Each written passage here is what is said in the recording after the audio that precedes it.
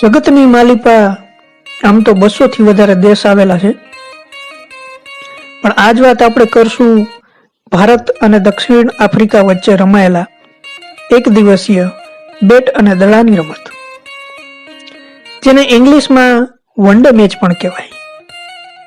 હા, એમ તો થોડું ઇંગ્લિશ આવડે હો ભાઈ.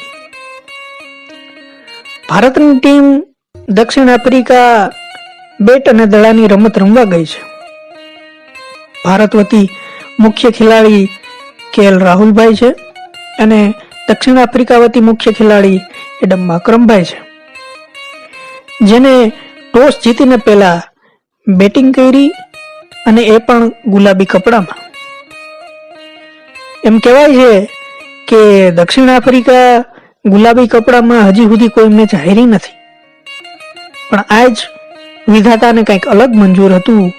આજ દિવસ ભારતનો હતો અને ભારતે દક્ષિણ આફ્રિકાની જે આખી ટીમ છે એને 116 રનમાં ઓલ આઉટ કરી દીધી, જેમાં ભારત વતી અર્શદીપ સિંઘે 5 વિકેટ લીધી અને તેમને મેન ઓફ ધી મેચ બનાવવામાં આવ્યા.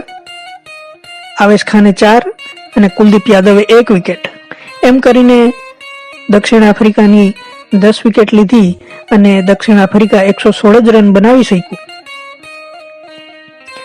ત્યારબાદ ભારતે બેટિંગ કરતા શ્રેયસ અય્યર 50 રન માર્યા છે અને સાથે સાંઈ સુદર્શન છે, જેમનો આ પહેલો મેચ હતો, એમને પણ 50 રન કર્યા છે. આવી રીતે ભારત 8 વિકેટે આ પહેલો મેચ જીતી ગઈ છે. 3 મેચની સિરીઝમાં ભારત અત્યારે 1-0 થી આગળ છે. અને બીજી એક વાત તમને કહી દઉં કે આપણા જે KL રાહુલભાઈ છે એને ભારતની 10 મેચમાં કપ્તાની કરી છે અને 10-10 મેચ જીતા છે. આ KL રાહુલભાઈ તરફથી એક રેકોર્ડ છે. અને હવે આગલો મેચ 19 તારીખે પણ,